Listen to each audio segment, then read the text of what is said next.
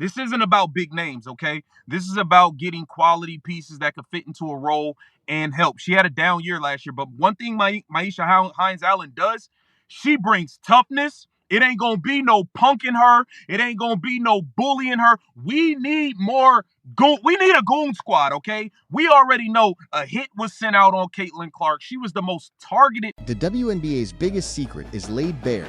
Caitlin Clark isn't just a star, she's a target. This isn't about dazzling offense, it's about strategic defense. The Fever aren't looking for another superstar, they're building a goon squad. This reveals a ruthless front office, unafraid to confront the league's unspoken physicality. It shatters the illusion of fair play. The goal is clear: protect their generational talent at all costs. This move is a direct counter to the aggression Clark has faced, signaling a dramatic shift in the Fever's tactical approach. We have it right there. Do you know who that is? Do you know who that is? That is Myisha Hines-Allen. She played with the Lynx before. She played with the Dallas Wings, and she may be the next domino to fall. As she posted this, where she basically scratched out the Dallas Wings logo, and she used the Indiana Fever colors, you guys. The Fever's chess game begins long before any official announcement. This isn't a simple signing. It's a meticulously planned strategic leak. Myisha Hines-Allen's social media post wasn't an accident. It was a calculated signal, a subtle declaration of intent.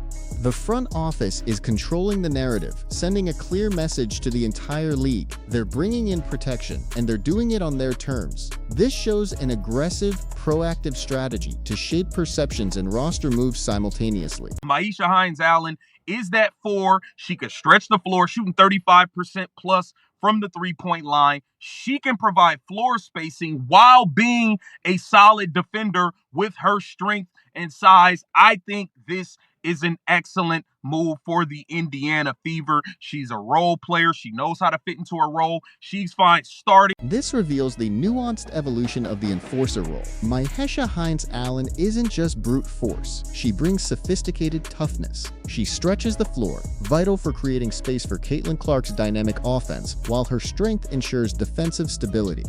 The Fever aren't sacrificing offense for defense, they're integrating them seamlessly. This exposes a strategy that prioritizes balance, a skilled protector who enhances, not hinders, the team's star power.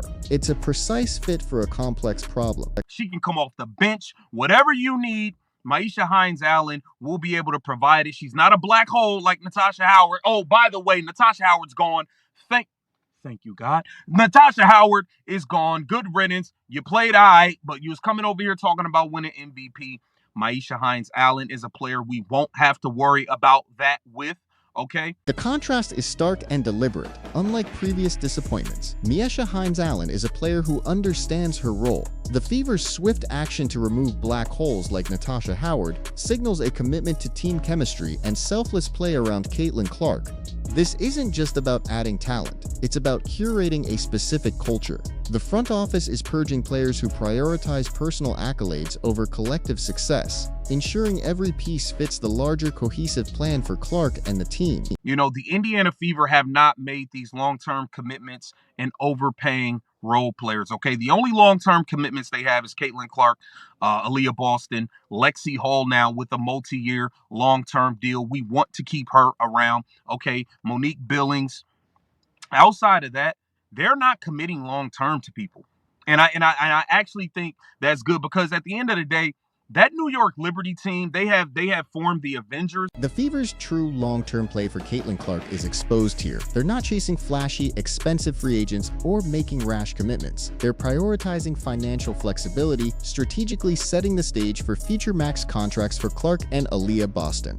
This is a cold, calculated strategy, a patient build, rather than an impulsive spending spree. It's about building a sustainable dynasty, not a temporary super team. The front office knows where their true value lies, guarding their cap space as fiercely as they guard their stars. You can stay competitive and give yourselves a puncher's chance while still being able, to build a team in the future for Caitlin Clark and Aaliyah Boston as they come up on their max deals. Okay, Myisha Hines-Allen, I think she's a good quality player. I'm not mad at this signing in the least. The Fever are playing a different game than their Avengers-style rivals. They aim for sustainable competitiveness, giving themselves a puncher's chance without sacrificing future flexibility.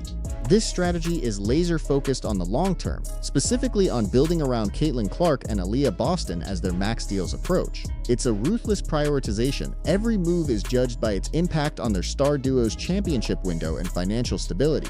Myhesha Hines-Allen's signing perfectly exemplifies this calculated, role-player-first approach.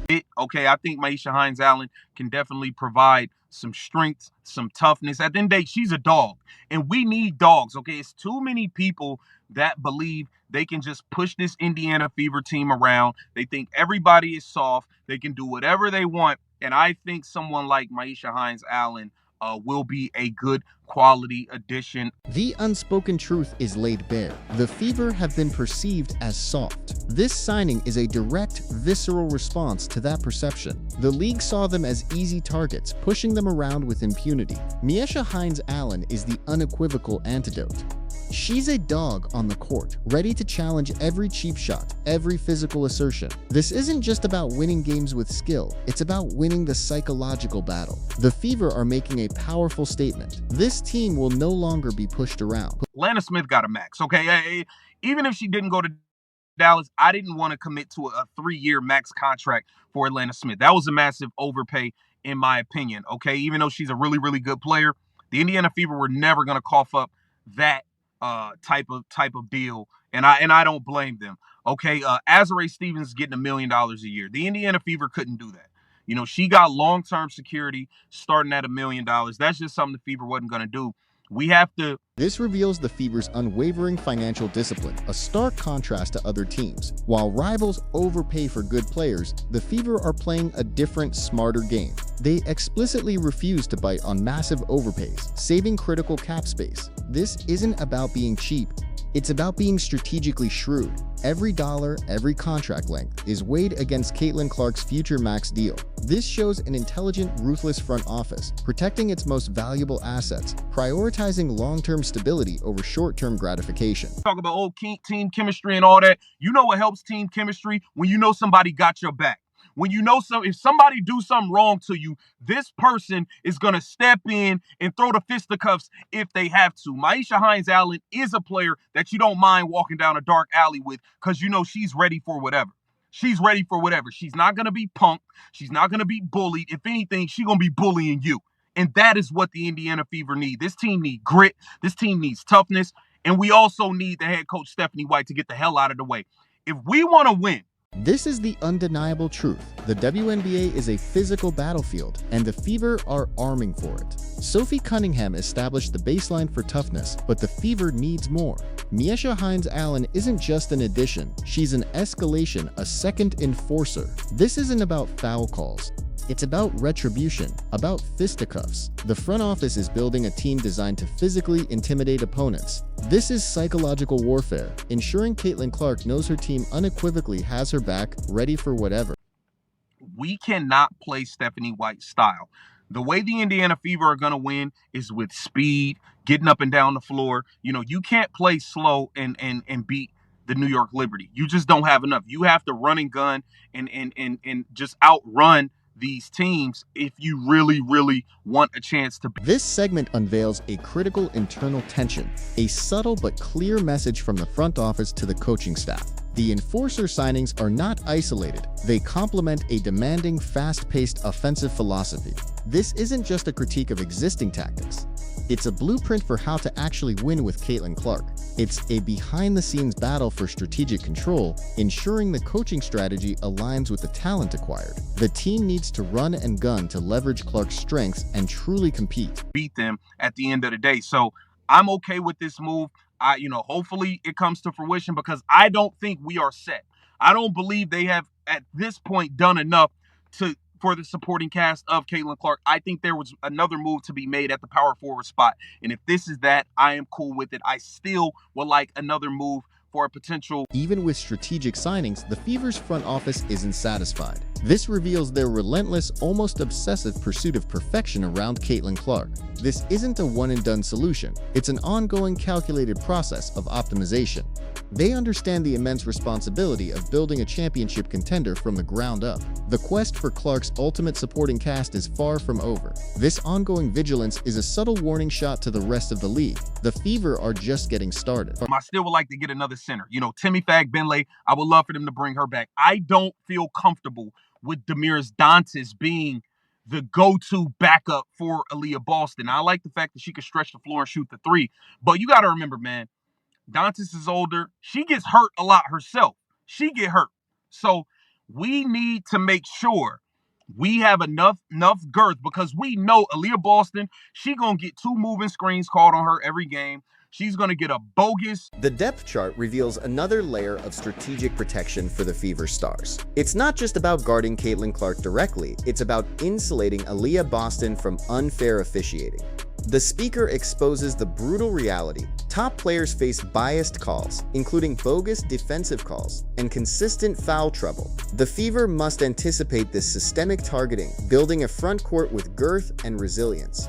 This is about countering league dynamics and referee bias, not just opponent tactics, showing a deeply analytical front office. Defensive call called on her every game. She, for the most part, is going to be dealing with foul issues. That's just what it is. So we need quality backup center play, and I don't want to rely on Damiris Dantas, but I do really, really like this move of Myisha Hines-Allen. If the Indiana Fever are able to complete this, I think this will be a beautiful, beautiful addition to the roster. I still would like to see another move, man. Ray Burrell, I'm still good with Rebecca Allen coming, because she could play the 3 and the 4. She could step out. The Fever are constructing a robust system designed to absorb the league's targeting of their star players. Foul trouble for Aaliyah Boston is not an anomaly. It's an expected weapon used against them. Myisha Hines-Allen is part of a broader, physically imposing solution. This highlights the multifaceted nature of protection, not just one player, but a deep, adaptable roster ready to counter every challenge. The front office is thinking 3 steps ahead, ensuring continuity and grit, even under duress. This is about resilience, built from the ground up.